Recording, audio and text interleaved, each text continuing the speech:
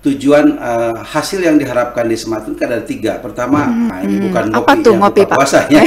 Ngopi ini adalah ngobrol pendidikan Islam.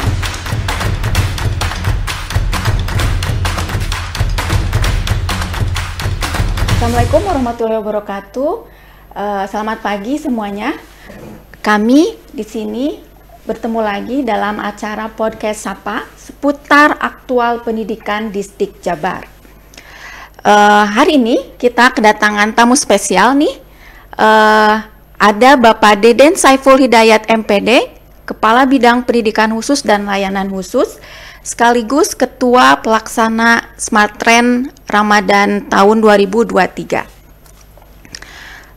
Sematren Ramadan ini adalah program khusus yang diadakan oleh Dinas Pendidikan Provinsi Jawa Barat untuk semua sekolah yang ada di Provinsi Jawa Barat ya Pak ya. Nah kalau boleh tahu nih, Sematren itu singkatan dari apa nih Pak? Ya, terima kasih. Assalamualaikum warahmatullahi wabarakatuh. Bu Dewi yang saya hormati dan seluruh siswa, guru, dan barangkali masyarakat yang menyimak acara ini ya. Luar biasa kita diskusi hari ini tentang Sematren. Jadi Sematren ini dulu memang kita rancang sebetulnya bagaimana kita mempersatukan kegiatan-kegiatan sanlat di sekolah. Nah, sebetulnya lebih lengkapnya itu Milenial Sematren. Artinya Milenial Sematren itu artinya pesantren yang smart, ya, atau sesuatu yang dirancang menarik bagi anak-anak milenial dalam kegiatan Sematren.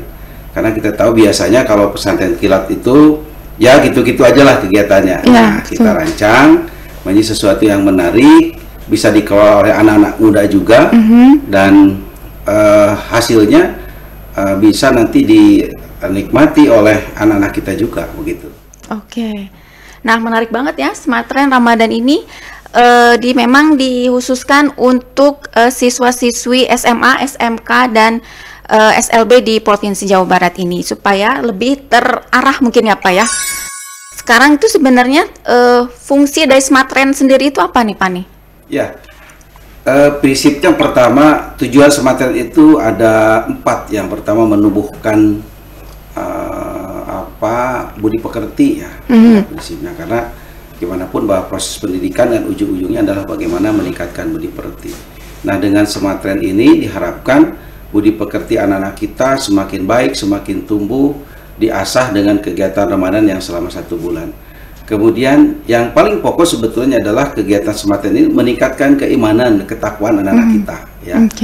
Karena kita tahu bahwa tujuan fungsi puasa atau saum pada akhirnya kan bagaimana la'alakum tatakun, sehingga anak-anak kita bisa mencapai derajat yang takwa. Kemudian yang ketiga itu lebih kepada bagaimana menghimpun kegiatan-kegiatan yang selama ini dilakukan di sekolah-sekolah yang bervariasi.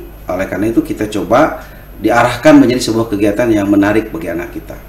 Yang terakhir, tujuan atau fungsi Sematren ini bagaimana kita memfasilitasi sarana untuk anak-anak kita beribadah, dan pada akhirnya nanti anak-anak kita itu terbiasa sehingga menjadi sebuah budaya yang baik ketika selesai Ramadan, anak-anak itu seperti pada hari Ramadan melaksanakan ibadahnya begitu. Oke, jadi anak-anak sudah terlatih gitu ya selama Sematren dan bisa diimplementasikan selama bulan-bulan berikutnya. Nah, untuk timeline kegiatan Sematren sendiri 1 bulan selama Ramadan aja ya Pak? Atau seperti apa? Jadi kita kembali bahwa fungsi Ramadan itu kan sebagai bagian dari proses pelatihan dan pendidikan. Yang diharapkan adalah setelah Ramadannya. Nah, ini pun sama. Sematren milenial ini adalah bagaimana kegiatan ini menjadi sebuah proses pendidikan, proses pelatihan. Yang kita harapkan sebetulnya setelah Ramadan anak-anak kita tetap memiliki budi pekerti, kebiasaan beribadah seperti yang dilatihkan pada saat Ramadan. Nah, ini yang kita lakukan evaluasi di beberapa 2 tahun terakhir. Ada beberapa kegiatan yang selama bulan Ramadan, misalnya sholat duha bersama, ngaji, tadarus bersama, sholat duhur bersama. Tapi kenapa setelah Ramadan kok nggak ada lagi? Nah, ini yang akan kita koreksi sehingga tujuan hasil yang diharapkan di Sematren itu ada 3. Pertama, anak yang taklim. Taklim itu berilmu, menambah wawasan. Yang kedua, tadrib ya. Tadrib itu artinya anak-anak kita menjadi sebuah proses pembiasaan gitu ya. Sehingga anak-anak kita yang biasanya berjamaah, nah, setelah Ramadan berjamaah juga. Ya. Selama Ramadan anak-anak kita berinfak, setelah Ramadan pun berinfak. Nah, itu kita lakukan yang disebut tadrib. Nah, yang terakhir ini adalah takjim. Takjim itu berakhlak. Tujuan daripada Sematren Barat kan tadi peningkatan penumbuhan budi pekerti, sehingga anak-anak kita memiliki sifat takjim. Diharapkan dengan adanya kegiatan Sematren di bulan Ramadan, anak-anak kita memiliki akhlak pribadi yang mulia setelah Ramadan berlangsung, begitu. Waduh, warga distrik Jabar, menurut tadi Kepala Bidang PKLK ini, bahwa Sematren Ramadan ini supaya bisa menumbuhkan nilai-nilai keramadonan ini di bulan-bulan berikutnya. Harus kita apresiasi nih ya upaya distrik Provinsi Jawa Barat dalam menerapkan aktualisasi nilai-nilai keimanan di bulan Ramadan ini. Nah, selanjutnya mungkin Pak, tadi kan Sematren ini untuk mengumpulkan program-program, beberapa program nih yang biasanya dilakukan oleh sekolah secara mandiri. Nah, sekarang dicoba dikumpulkan tuh ya program-program ini. Nah, sebenarnya ada program apa saja sih di Sematren ini? Nah, ya betul. Ada yang menarik, ada 3 besar ya program di Sematren. Yang pertama yang disebut KID. Nah, ini KID ini kajian Islam di sekolah. Nah, itu yang dulu yang sering disebut dengan Sanlat. Oh, Sanlat ya, pesantren KID ini sekarang kita coba memberikan pemahaman agar ini menjadi sebuah fokus dalam kegiatan pesantren pesantren Ramadan ini. Bisa sekolah itu mendatangkan ahli atau kiai atau guru yang memang betul-betul dikenal, misalnya untuk didengarkan ceramah dan sebagainya, atau mungkin sekolah itu memilih anaknya disimpan di pesantren, boleh kan? Jadi bisa anak mondok di pesantren atau orang-orang yang memang ahli di pesantren dihadirkan di sekolah. Nah, kemudian kita juga bisa kegiatan yang disebut ajengan masuk sekolah atau kerjasama dengan Irma Jabar yang disebut pesantren digital. Nah, ini semua dikemas dalam istilah KID, kajian Islam di sekolah. Ada satu lagi di dalam KID ini yang disebut ngopi. Nah, ini bukan ngopi, apa tuh ngopi, Pak? Puasanya.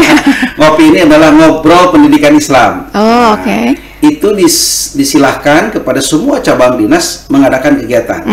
Nah, beberapa cabang sudah melakukan, saya lihat kepada cabang 6 juga sudah melakukan dengan sistem podcast begini, kemudian sistem daring, mereka mengundang seluruh siswanya di cabang tersebut, sehingga nanti dalam satu waktu ada 13 kegiatan ngopi.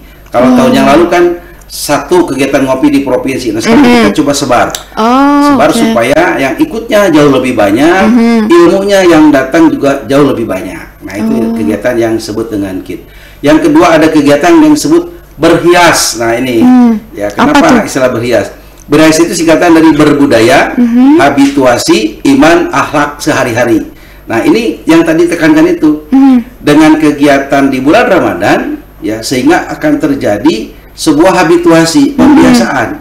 Pada akhirnya akan jadi budaya yang baik tentunya dalam hal beragama. Nah, kita singkat dengan istilah berhias, berbudaya, habituasi tentang iman dan akhlak dalam kegiatan sehari-hari. Nah, kegiatannya macam-macam. Ada yang disebut dengan imam. Nah, ini luar biasa nih.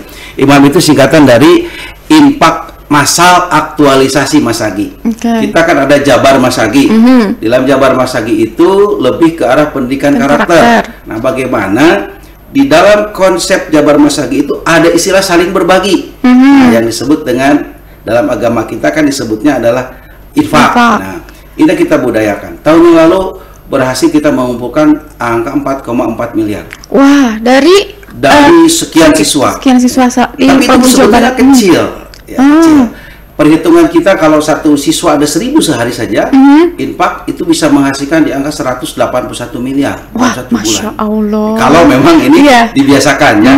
Tapi ya karena barangkali berbagai hal, akhirnya tahun lalu baru 4,4. Tahun ini berharap kita jauh lebih banyak. Nah, infak ini tidak ada paksaan, silakan saja anak dibiasakan. Karena infak yang paling baik kan setelah subuh ya di pagi hari, itu bisa dianjurkan oleh Rasul. Maka kita pun berharap siswa-siswa juga melakukan infak di pagi hari.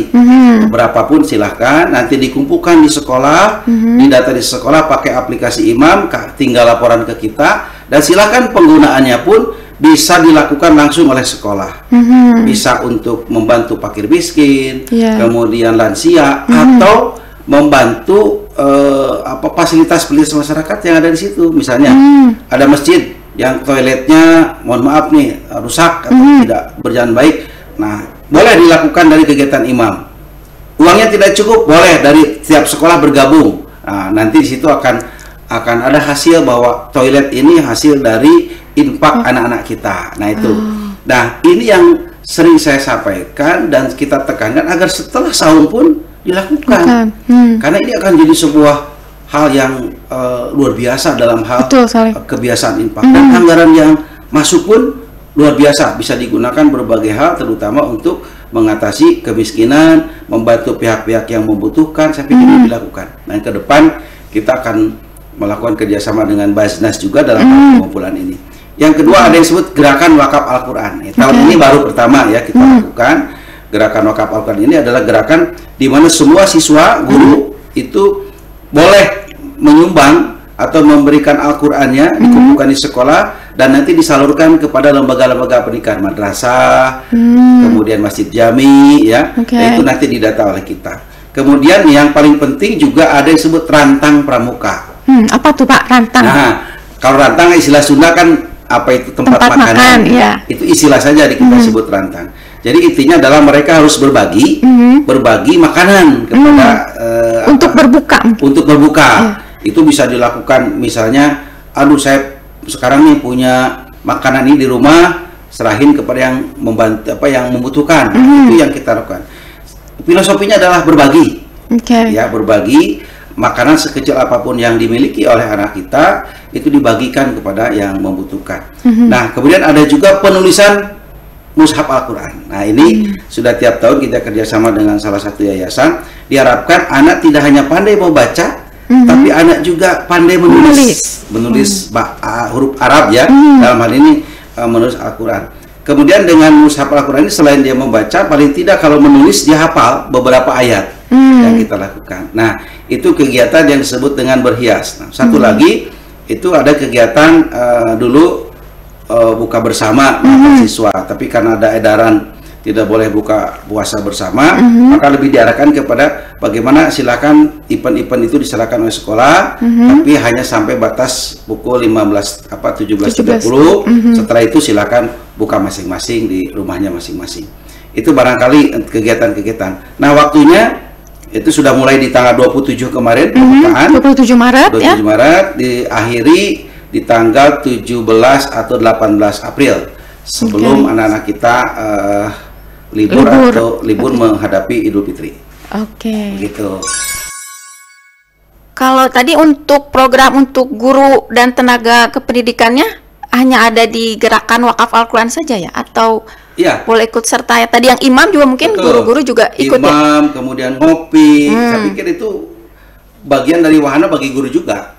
Justru guru harus memberi contoh ya kan. Ketika anak-anaknya suruh infak, gurunya nggak infak. Setelah anaknya disuruh berkebiasaan untuk sholat duha, gurunya nggak juga. Nah, itu kan bagian justru menurut saya adalah di sini peran sangat penting guru dalam memberikan contoh teladan bagi anak-anak kita dalam melakukan kegiatan di bulan Ramadan ini gitu.